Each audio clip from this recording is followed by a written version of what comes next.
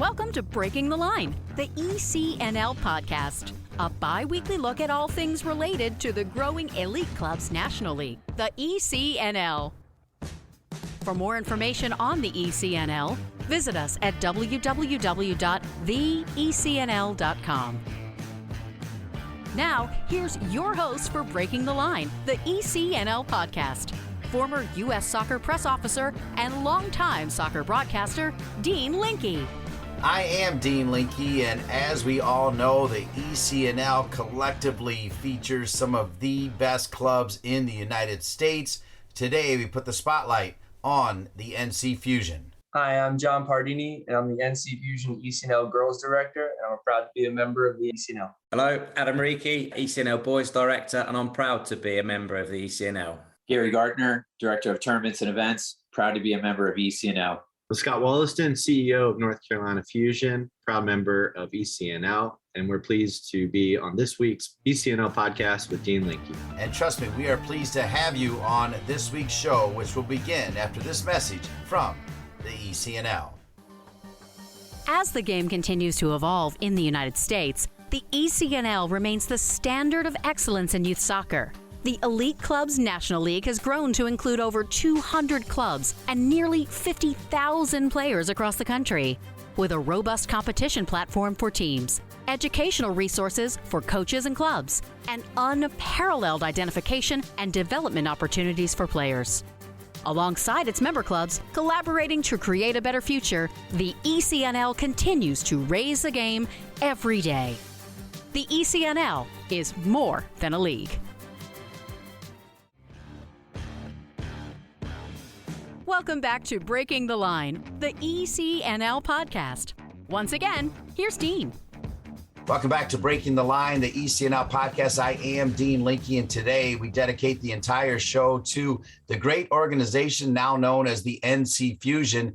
And I'll start with the leader, the president and CEO, and the man that I've known the longest in this group, and that's Scott Wollaston. When I first met him, the club had a different name. Now it's got a new name. And as I welcome Scott in, we're going to get to that. But Scott, first, you have three outstanding members of your staff. One of the things I've always liked about you is you are like a great coach. You give credit to the people around you. So let's start by doing that as you introduce the other three fine gentlemen that are on this show today. Thanks, Dean. Appreciate the opportunity to be on. I've got, as you said, three of our staff members. First, John Pardini, who's our girls ECNL director. We have Adam Reekie, who's our boys ECNL director, and Gary Gartner, who is our head of tournaments and events and works specifically with our ECNL events that we bring to our facilities. Great introduction, Scott. So let's do this to start the show. John, and then Gary, and then Adam, if you can just follow that up with what it means to be a part of this club, NC Fusion. Yeah, I'll start. John Pardini, oversee the girls ECNL program. It used to just be just 6 teams, U13s, 14s, 15s, 16s, 17s, and 19s. And now we've expanded into the regional league platform. So I oversee both of those groups. It's exceptional because, one, we get to play competition that fits us, that fits the level that we want to be at.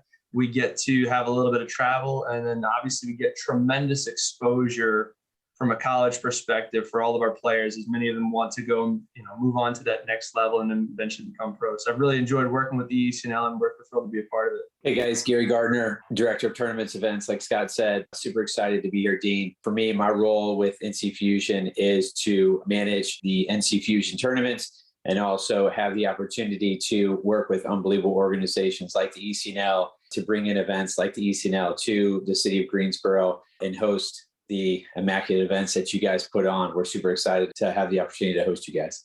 Hello, Adam Reekie, head of boys ECNL, look after the National League. And now, obviously, as John was saying, ECNL growing the platform. We have regional league boys, so oversee those as well as under 11 and under 12 pre-CNL players. So that's my job. All right. So, Scott, going back to what I touched on in the open, when I first met you, you were the CEO of Twin City Soccer Club and Twin City Sports, in fact, as you did more than soccer. Talk about the decision for the merger and what it's meant for your organization.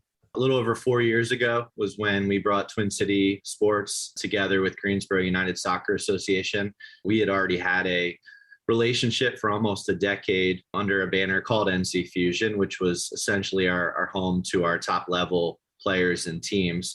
we made the decision to bring everything together as one for, quite frankly, a lot of the reasons that you see many mergers, consolidations, et cetera, happen. It gave us an opportunity to have one mission, one vision, one set of core values, one thing that we're going after. And we were able to do that through all of our platforms. Clearly, ECNL is at the top of our platform, which is fantastic, but we felt like there was an even greater opportunity to impact the kids that are involved in all of our other programs, which to us, it's super important that every kid has a fantastic experience. And so the ability to bring everything together allowed us to be more consistent. It also allowed us to not only hire, but retain great talent. You can see the talent on this call, as you kind of referenced earlier. While I may be the leader or CEO, the fact is that we've got a tremendous team that we've been able to put together between our leadership team, along with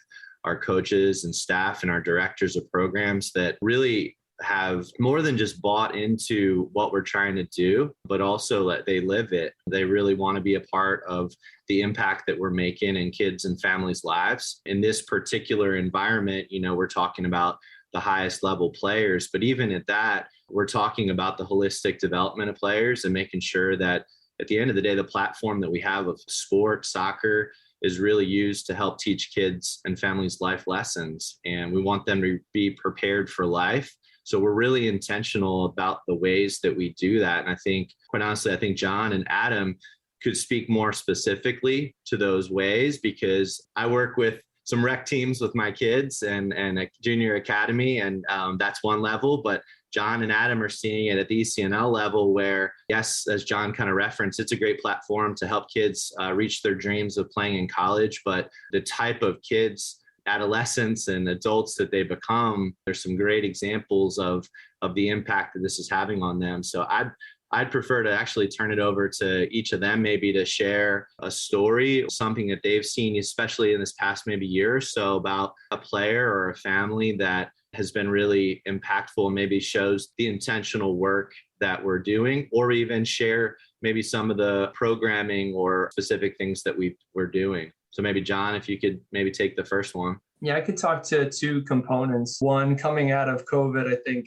our society has had some real trials and tribulations surrounding development, surrounding confidence, surrounding anxiety. So one of the things that we've initiated within all of our programming from 11 all the way up to our 19s is sports psychology. So literally once a month, all of our players will meet and we'll do a collective kind of meeting about, hey, whether it's using breathing techniques or learning how to, do emotion regulation when things don't go well, especially at the level in which we play, where the quality of competition is just so incredibly high. You have those like big, amazing, like wonderful moments within a game.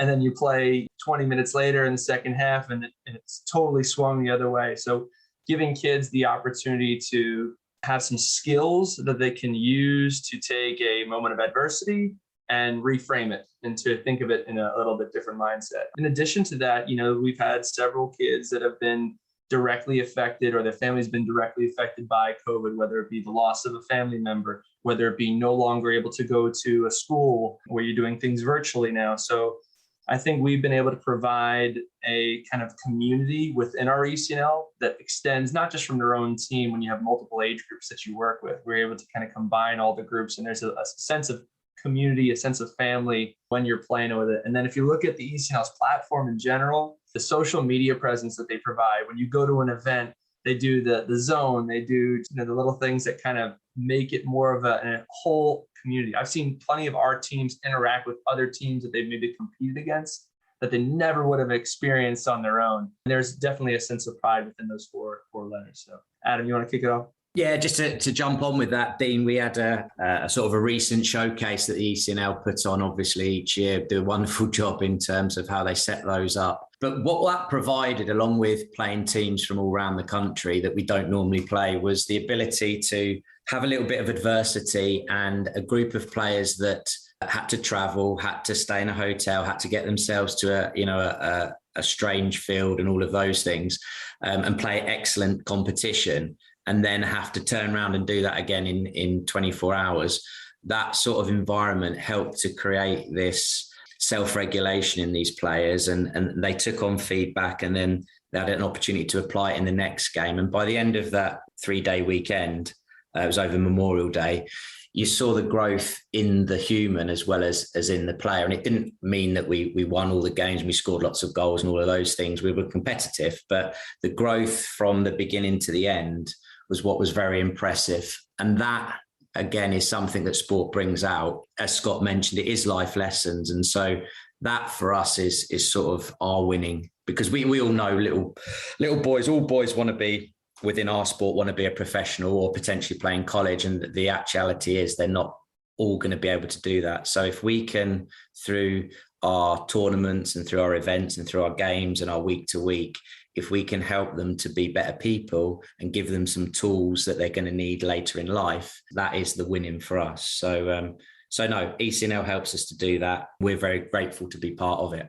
That was a great question and lead in from Scott Wollaston. When I'm done, I might lose my job as the host of the podcast to Scott Wollaston, actually, as he asked a great question. Final word in this first segment. Let's go to Gary. Gary, I started with Scott, and he so astutely then gave it over to John and to Adam. But I talked about the merger from your point of view, running events. What has the growth of NC Fusion meant to you in your role? Yeah, the growth for me has been the growth of our tournaments. We have 5 events that we put on each year, starting with Labor Day Shootout and finishing with the Fusion Cup in May. Our numbers have increased probably 20 to 33% because of the partnerships, the number of teams that we work with.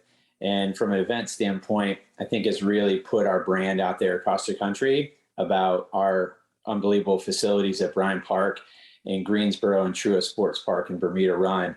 And being able to brand those 2 facilities and attract organizations like the ECNL to be in our cities has helped out immensely. All right, we're off and rolling. It's Breaking the Line, the ECNL podcast. We're with the leaders of NC Fusion. Don't go away. We'll be back after these messages. Nike is a proud sponsor of ECNL Girls. Nothing can stop what we can do together to bring positive change to our communities. You can't stop sport, because #you can't stop our voices. Follow Nike on Instagram, Facebook, and Twitter. The ECNL is pleased to announce Quick Goal as the official goal provider and partner for ECNL Girls and ECNL Boys, a new partnership created to support the growth and development of the country's top players, clubs, and coaches. At all national events, including national playoffs and national finals, the Quick Goal Coaches Corner will provide hospitality and social space for ECNL Girls, ECNL Boys, and collegiate coaches. Quick Goal will also be the presenting sponsor of the National Championship winning ECNL Girls and ECNL Boys Coaches of the Year and the ECNL Girls and ECNL Boys Goals of the Year. Quick Goal looks forward to helping the ECNL continue to elevate the standards of youth soccer and provide more opportunities to players on and off the field in the coming years. From athletes just starting to turn heads to some of the best athletes to ever play their games, Gatorade shows that they are the proven fuel of the best. For the athletes who give everything, nothing beats Gatorade, the studied, tested, and proven fuel of the ECNL. Welcome back to Breaking the Line, the ECNL podcast. I'm Dean Linke with Scott Wollaston, Adam Reekie, Gary Gartner, and John Pardini with NC Fusion. They are proud to say that they have ECNL teams from U13 to U19 on girls and boys sides at ECNL National and ECNL Regional Leagues. All in, NC Fusion has 24 teams in the ECNL. And Scott, I'm going to go back to you. You guys were very kind with your comments on the ECNL. But really, even on a bigger stage, NC Fusion, I feel like every day is making noise. I want to go back to last summer where your USL League 2 team made it to the championship game to take on Des Moines, because that's worth mentioning. And it feels like you guys are still winning at every level. But talk about the success your teams are having. Again, got to give credit where credit's due. Chris Williams and his staff, Liam Davies, they did an incredible job assembling a great group of guys, creating a great culture in that team, and really doing quite well in USL too, which was fantastic. And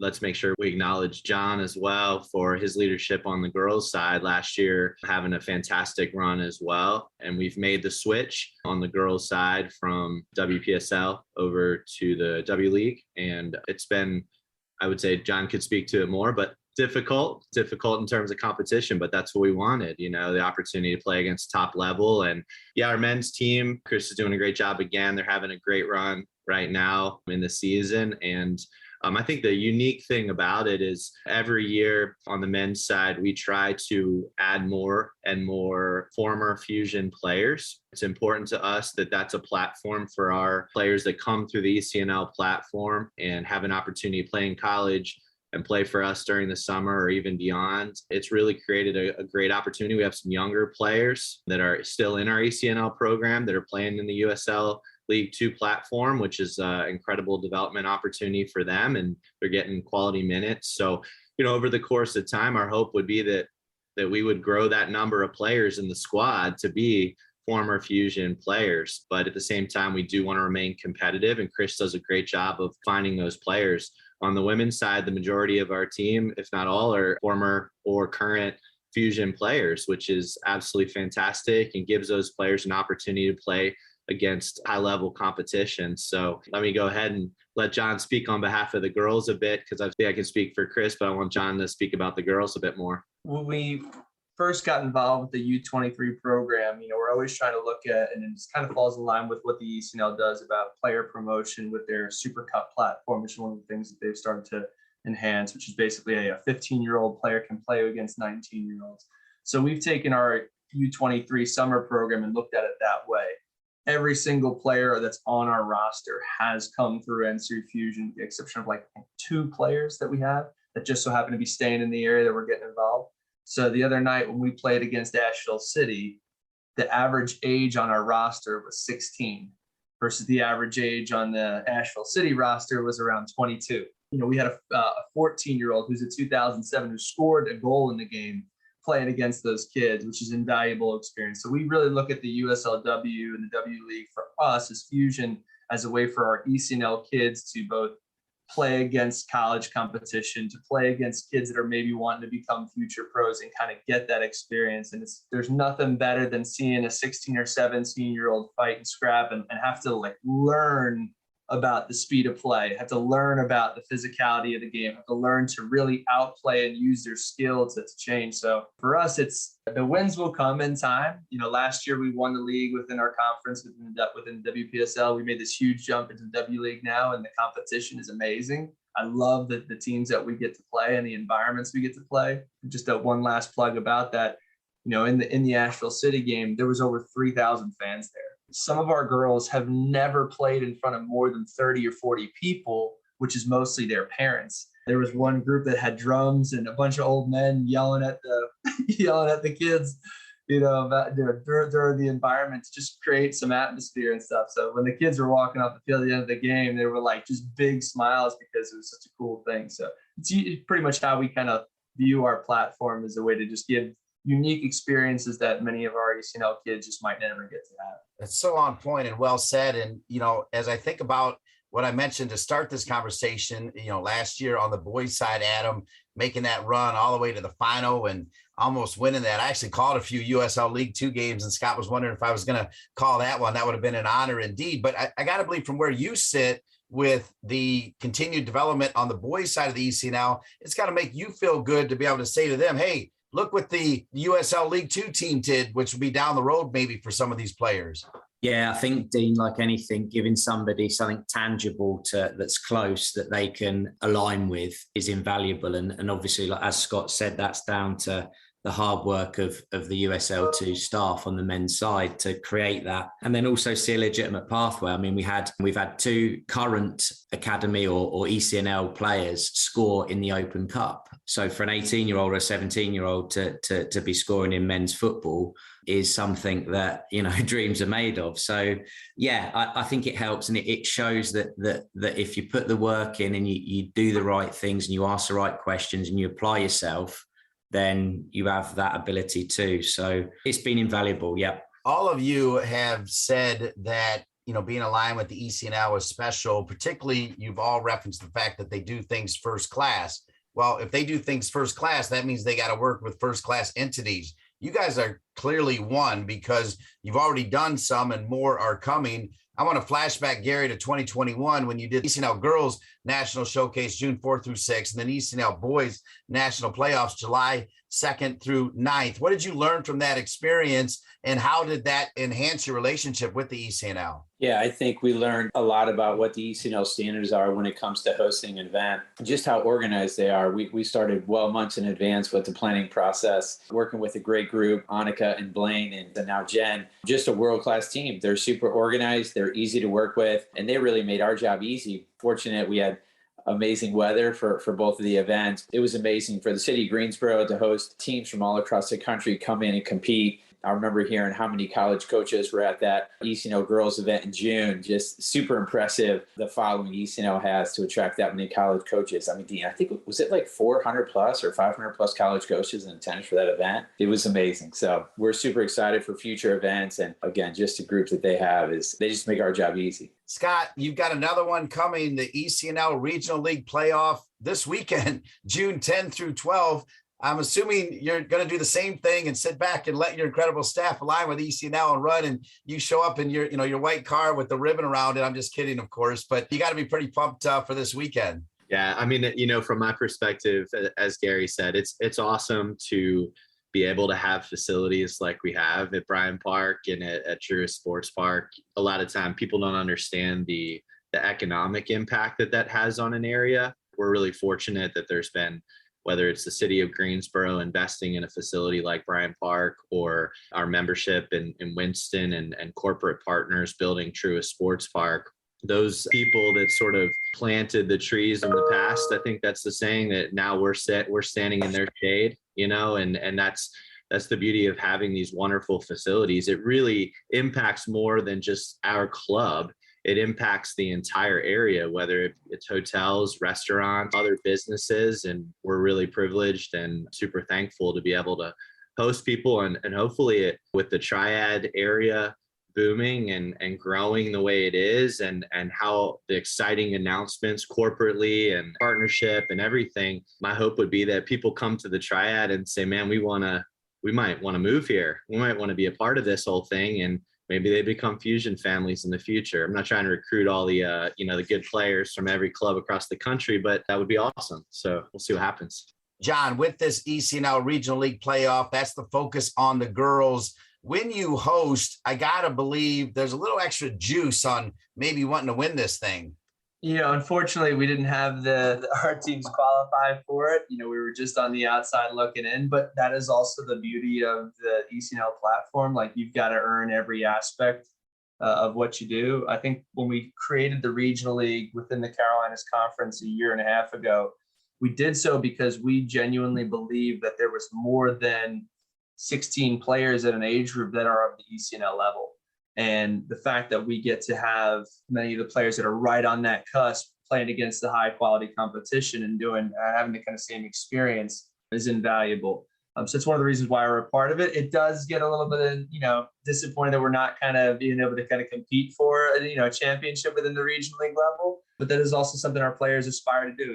We were literally out training this morning with that mindset. We do know that some of our opponents are playing against them, and but we'll go out and watch, and we'll scout, and we'll see how we can prepare and do better for next year. Fair enough. And Adam, is anything on the schedule for your teams this weekend or in coming weeks? We have a Mid-Atlantic Cup, which is a cup competition that the ECNL in our conference put together to allow the 10-month teams like ourselves to play a few more games and then culminate in a sort of a cup playoff. So that'll be hosted at NCFC in Raleigh this weekend. So our 15s to 19s will be there doing battle and hoping to come back with some silverware. But if not, come back with some development and some good memories to go away on their summer holidays with. So final comment on this second segment, and then one final segment on this week's Breaking the Line, the ECNL podcast. And that is the notion of Derby. You just mentioned NCFC. They're a big club. NC Fusion, you guys are a big club. There's other big clubs in Charlotte. talk about that Darby relationship. Is it real? Is it there? Who wants to touch that one?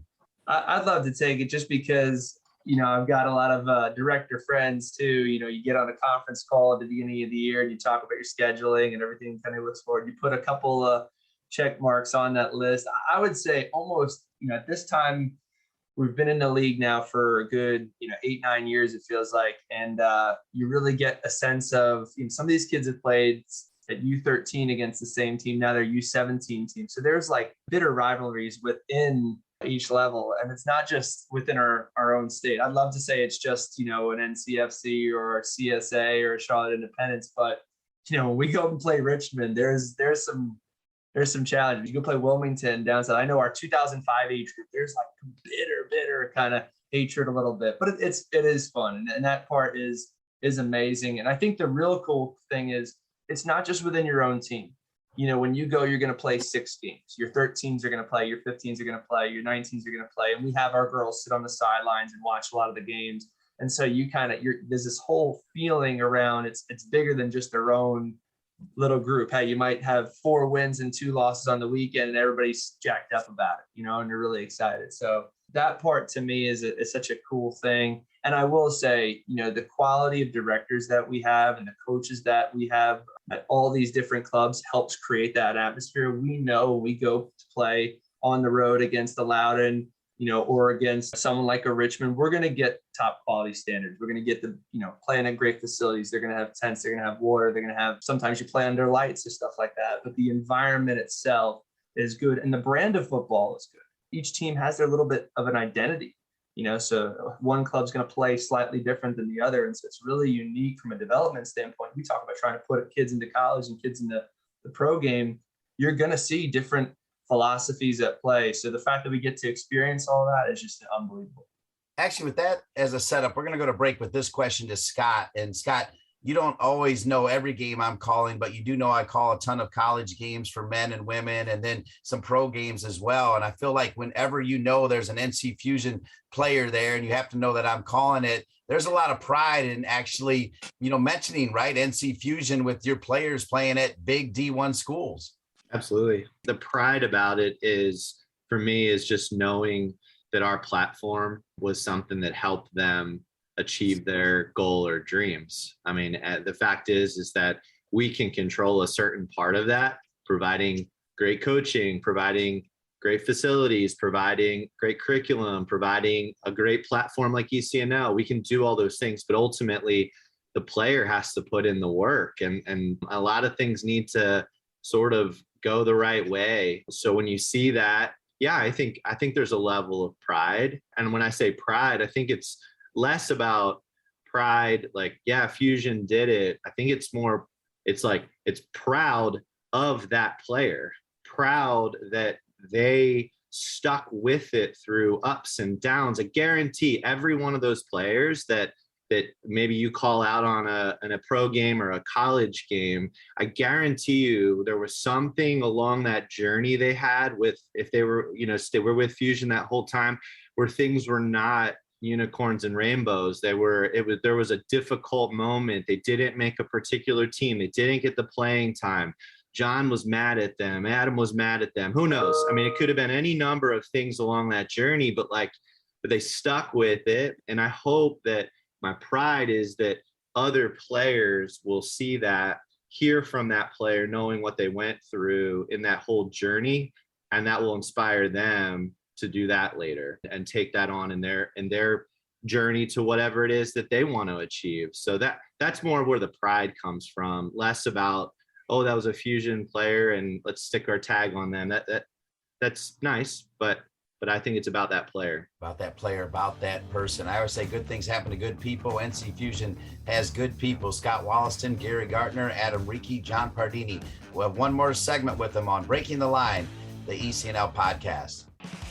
Soccer.com is proud to partner with the ECNL to support the continued development of soccer in the U.S. at the highest levels. We've been delivering quality soccer equipment and apparel to players, fans, and coaches since 1984.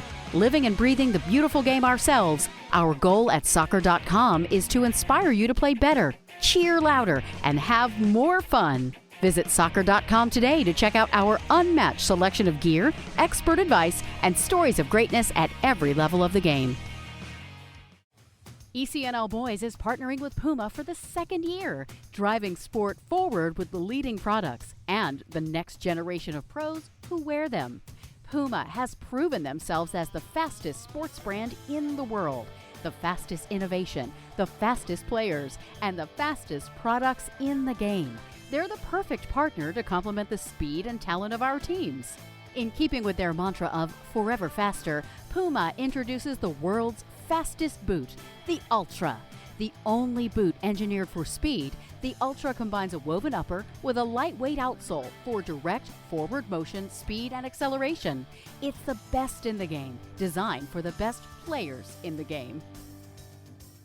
Welcome back to Breaking the Line, the ECNL Podcast, our final segment with some of the fine folks at NC Fusion, including Scott Wollaston, their CEO, Gary Gartner, Adam Reekie, and John Pardini. And as we went to break, we were talking about what's going on this weekend, but Nationals are down the road. And Adam and John, I think you've got some teams making some noise at the Nationals, right? Yeah, correct, Dean. We have our under 17 National League boys are off to San Diego at the end of this month to do battle with the nation's finest and see where we go. So, looking forward to that. Quite excited. Yeah, and for us, our 06s, the U16s, and then our 2005s or U17s, they'll be playing in Nationals, but we'll be in Seattle. So we're doing some West Coast trips, Adam and I. Fun part for us is, this is the first time that one of our teams should have a number one seed, which is cool. Our U17s won the Mid-Atlantic Conference, which is our first ever conference title. So we're super proud of them. Coached by Andrew Fleming, who did an absolutely tremendous job at developing and building this group. And you just talk about development in itself. 3 or 4 years ago, that group was a team that was at the bottom of the conference. And then over the last few years now has, made great strides. And, at what I would consider the peak of, development at U17, they're winning the league. So we're thrilled about them, and we're looking for them to do big things in the event. All right. Now I want to switch to some of the other things that ECNL does to elevate programs and elevate clubs and elevate staff. And, we'll start with Scott on this, but I want all of you to pipe in. I had the great pleasure of going to the last symposium in Las Vegas, which was fun. Las Vegas is always fun, but it was kind of neat to be there, because one of the things that I've been impressed with doing this podcast over the last couple years, and because of COVID, the big word is pivot and listening and even manifesting. And Scott, I feel like the ECNL has always done a good job in stopping, listening, and adjusting. And I also feel like they've done a good job in providing education for coaches. And you mentioned curriculum earlier, providing more outlets, more resources for clubs to do better and be better. Yeah, it seems to me that ECNL is a very collaborative environment. In previous environments that we've been in, it's felt a little more dictatorial, if you will. I feel like ECNL has a bit of a democracy in that John spoke earlier about the quality of the leaders in the different clubs. It feels more like the club leaders really are able to offer input and suggestions. And, the regional league was born in our area out of leaders realizing that there was an opportunity to help additional players in this platform. And that wasn't necessarily driven by ECNL as a whole, but rather locally, leaders coming together, local clubs coming together to form that. So I love that ECNL allows directors and clubs to work together to come up with solutions to issues. I think from a development standpoint, I think that we should all be looking to improve. And I think that it's the responsibility of the different platforms, whether that's ECNL or United Soccer Coaches or US Soccer, to provide opportunities. We have to do our part internally to make sure that information is going through our entire staff and club and coaches. But to be able to have access to coaching development, specifically like that holistic side of things, because our coaches as people need to keep improving. A lot of folks come out of college and they start coaching and they get right into it. And maybe they don't get sort of the coaching in terms of how do I take care of myself? There's a lot of burnout, right? It's a tough profession, going every single night and weekends. And it's important for our coaches to know, how do they take a break? How can they step away from this? Because you become, John and Adam can speak to this. You become emotionally, physically, mentally invested in your teams, in your kids, in your families, in the club. It's hard on you. And most people are not prepared for that. And I think the more that platforms like ECNL can provide more resources, can provide more development in that space, it's only going to help the quality of the product for the players and the development of players long term. Yeah, and I'll kind of chime in too, just building off the symposium, Dean. I think what the ECNL creates, not just a lineup of great speakers, but Christian opens up and provides what's going on, the latest with ECNL, the stats, the data, the number of kids in college programs and at the next level. You show up and you're just excited to hear all the exciting things going on at the ECNL level. The great speakers are amazing. And then being able to get Quick Goal involved, get soccer.com involved, and those socials that they create each night to bring the clubs together, bring the directors together and chat is pretty cool and just something different. And now obviously to conclude, being able to meet with everybody in our conference to talk about what's going well and even better if, to meet with your conference, get together and chat about great ideas is also super important. And I think that's what the ECNL creates with that symposium. So it's a great atmosphere and we'll always continue to support it. Yeah, and I think just to jump on from a coaching point of view, the ability for continual professional development for coaches that coach within the ECNL, the ability to jump on a course or as Gary was talking about at the symposium, I wasn't lucky enough to go on that one to Vegas this year. I was coaching, obviously, but the ability to improve and that continual, never-ending improvement that the ECNL embrace is massive for us as coaches, because sometimes, as Scott was saying, we don't put enough into ourselves or have the ability to. So ECNL putting 2 and 2 together to allow us all to be better, it's well received. I think the community aspect of not only just the directors, but also from the ECNL leadership, they recognize what all of our coaches will go through. They recognize our clients as well, which is you're working with kids. And there's a tremendous difficulty when you're working with people's children. Everybody loves their kid and they all want to do well. And each kid has a different experience. You got some families that are coming from broken homes at times. You've had a lot of different emotional trauma, or especially as we're coming out of COVID. I could think of one of the speakers that Christina Fink was someone that was presented to us by the ECNL, and she shared a lot of data analytics about, how do you react to kids? How do you communicate with kids? What's their experience, when a coach acts one way or acts a different way. And so, in addition to that, when you get all these coaches in the same room together to talk, we're each trying to achieve the same goals. You actually do see a tremendous amount of alignment and sharing of resources and sharing of knowledge across directors. I could think of Aaron Bruner, who's someone that is a direct competitor for us, in terms of Richmond, but he and I speak on a weekly basis because we're going through the same kind of things. I've got a kid that's struggling a little bit, or I got a coach that's had, a really tough time working with this group. What are some of the things that you've done to kind of help? And so we really just want to, again, provide that same experiences where it's giving kids the opportunity to have success, or giving them the skills and tools, or giving our coaches the tools to be able to, improve. So it's been really amazing just to see the investment, and for me as someone who works within our women, it's amazing to see how good of a job that the league, the directors at each of the clubs is taking and advancing women's football in this country. And the data that's shown from the ECNL year after year about the number of kids that are now playing in the NWSL, which I think it's close to 80% or 90% now, have come through the ECNL.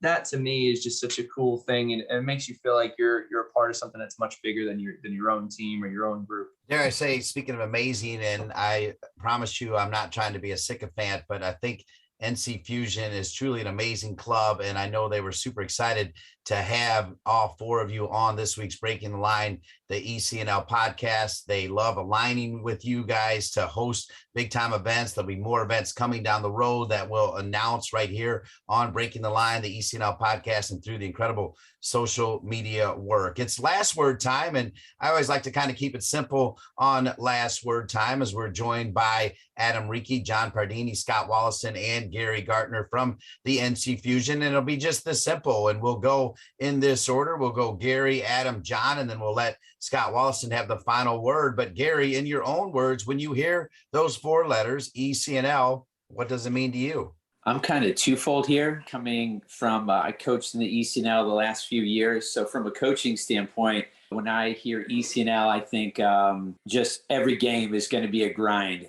Every match, I mean, it's awesome. It's really cool, and you know the expectations going into it. From the event side, I just think world-class organization, world-class people, and just so fortunate to be able to host the awesome lineup of events that we have coming up. So that's what I think when I think ECNL. Adam? I'll give you 3 words, Dean. I'd said collaborative, competitive, as Gary alluded to, very competitive on the field, and then professional. Well done. I like that. Short and sweet. Well done, Adam. And John? You know, I've had a tough trying to kind of sum it up into one word, but there's a lot of different things going on within our country surrounding youth football. You know, you hear the concepts of like pay to play and all of the kind of arguments against that, for that, all the different elements. When I look at what the ECNL has done, it's provided 2 things. It's provided tremendous quality within competition, within experiences. When you're a parent, you're looking to provide a great environment for your kid. You're looking for quality in your football experience. And the last part, especially for our girls, is a sense of belonging. And I think the ECNL does an amazing job at providing a sense of belonging and to try and achieve their kind of goals. All right, and we end with Scott Wollaston. And Scott, one of the things that I've always admired about you is that you're curious and you care. So I look forward to hearing your response to what ECNL means.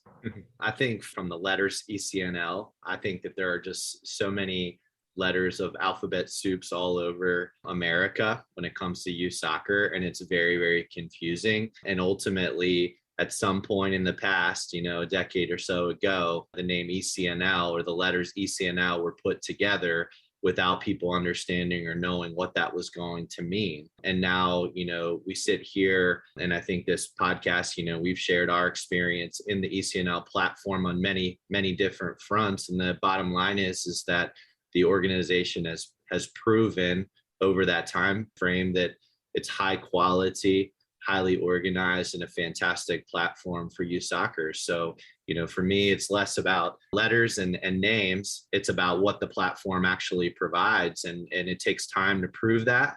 And ECNL obviously has proven that. And we look forward to being a part of that with them into the future. John Pardini, Adam Reekie, Gary Gartner, Scott Wollaston, all great leaders, great important people as part of the NC Fusion and proud members of the ECNL. I thank all of you collectively for being on this week's Breaking the Line, the ECNL podcast. Thanks, Dean. Thank you, Dean. Thank you. And thank you to all of the ECNL members for listening every 2 weeks to Breaking the Line, the ECNL podcast. I want to thank Andrea Wheeler and Jacob Bourne for their great social media work at the ECNL, Jen Winigal, Jason Cutney, Christian Lavers, Doug Bracken, the entire crew, Blaine, all the great people that several members of the NC Fusion even mentioned that work for the ECNL and do an amazing job.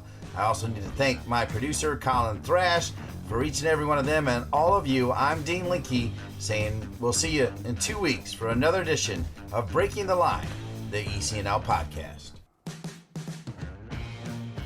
Thanks for listening to Breaking the Line, the ECNL podcast. For more information on the ECNL, visit us at www.theecnl.com. And if you have a suggestion for the show or a great idea for a guest, please email us at info@theecnl.com. Breaking the Line, the ECNL podcast is an ECNL production. ECNL, more than a league.